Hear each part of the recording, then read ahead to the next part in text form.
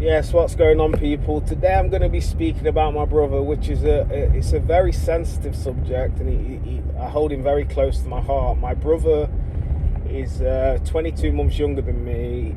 He's got a disability, Williams syndrome. If you've ever heard of it, you'll know the difficulties it is for him, and obviously because he needs around the clock care, or around the, I don't know how you say it, 24/7 care basically. So me and him have always been super close. We shared a room for 14 years. So basically, because he used to wake up quite early, and obviously I like to give my mum a rest, because obviously she had 3 kids. No dad there. It's not poor me, where was my dad? I'm just explaining the story. So it was 3 of us. My sister's 3 years older than me. So you can see how much of a strain it might have been on my mum, and she had her own mental health as well, which she didn't know about until years later, which I spoke about in a video. So I used to wake up with him probably when I was like 5 years old.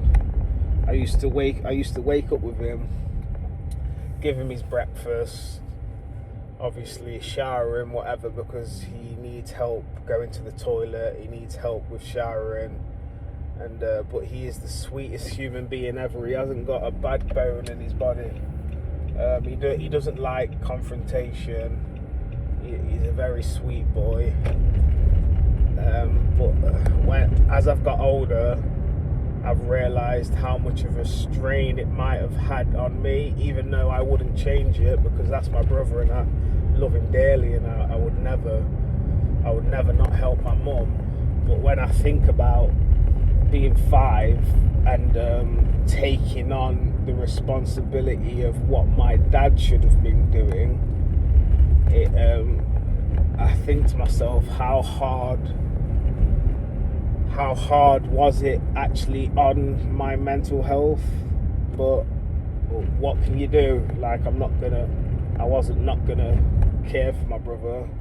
And obviously, like I said, my mum had mental health, which she actually didn't get no help for her mental health until I was about 15, or it could even have been 20.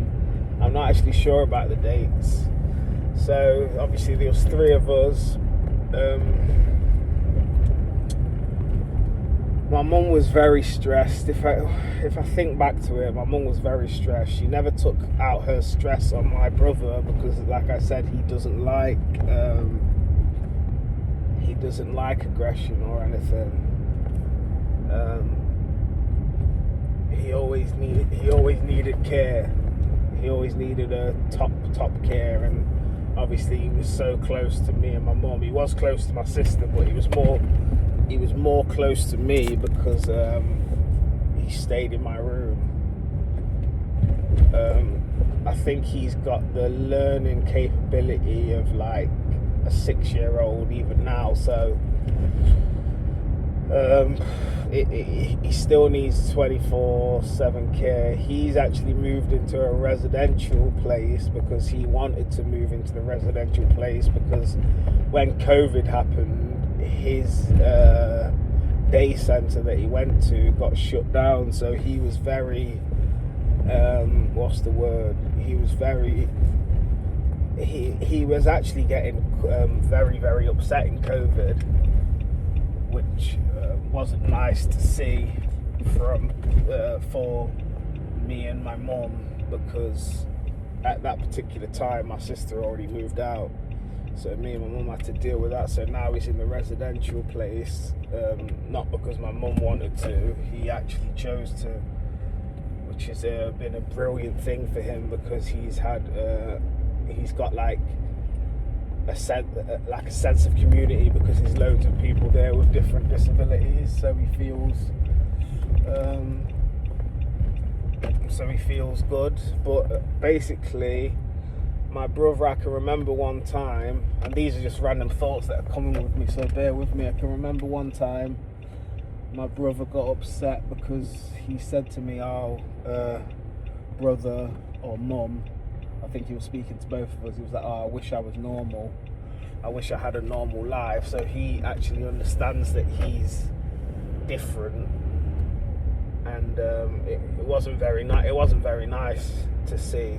It made me cry, to be honest, because I would give my life so my brother could have a normal life. But the one thing I will say about my brother is, because he's so innocent, he doesn't have to deal with the trickery of the world. So that is one good thing. And it was, do you know what? Doing anything normal, it was very difficult. Like, he didn't like loud noises, so when he went on the plane, he would make a loud, like he would scream. When he goes on buses and there's a certain noise that happens on a bus, he screams. He used to hold his ears like when loud noises happen, say like fireworks or something. So that wasn't good. Obviously at night time we had to be quiet because we didn't want to wake him up. But obviously, as a kid, I can't. Do you know what it is? As a kid, I can't really remember everything. But all I can remember is, obviously, I used to wake up with him, used to feed him, used to shower him if he needed it, take him to the toilet if he needed assistance. Because with Williams syndrome, they haven't got elasticity. I think they don't make a certain protein. So he can't. He hasn't got the muscle to like move his arms to wash himself or whatever. So that's the reason why he needs assistance in that aspect. But basically, I could, even though I don't respect my dad, I could have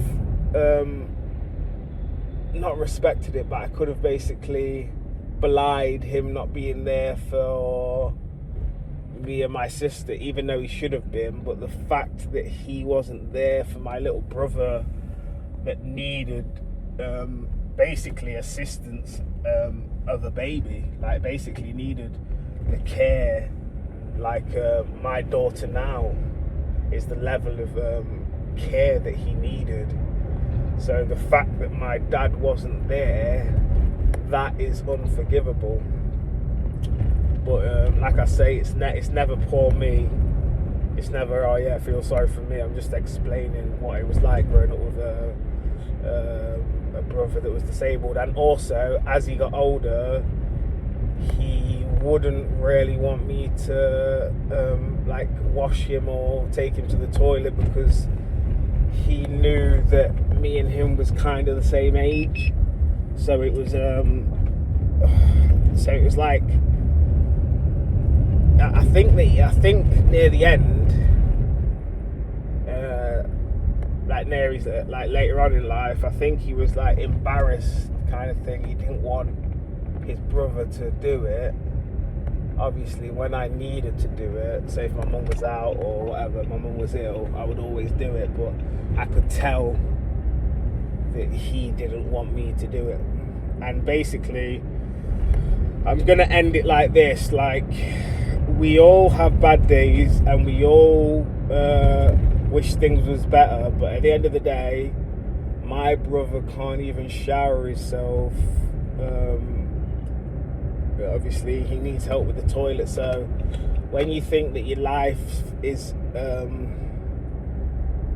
like, when you're feeling sorry for yourself, remember there's always people out there that are worse off. And my brother is actually happy now. Obviously COVID, he was feeling a certain type of way, but my brother's actually happy now. But I know that he suffers with like looking after himself. So when I'm feeling down or feeling like feeling down or feeling not sorry for myself, but a certain type of way, I always have to remember that my brother would give anything to be in a position of having a girlfriend, a normal life girlfriend, going on holidays on his own, obviously washing on his own. So basically, never take life for granted. And also, I just want to big up my brother because he is a blessing. Everyone that knows him knows that he's such a sweet-hearted person. He wouldn't hurt a fly. And what else have I got to say about it? Obviously, I was so protective over my brother back in the day. Like, you couldn't even like look at him in a certain way. Not that anyone did, but it's like I can't really say what I would have done on here because it's all PG. But at the end of the day, my brother's had a lot of protection. He's never been a hate crime or anything like that. God bless. At the end, but yeah, that's all really. Just pulled up to the shop. I just thought I would quickly go over something that was close to my heart and big up my brother Corey McCoy, absolute legend. That's it for now, people. Peace.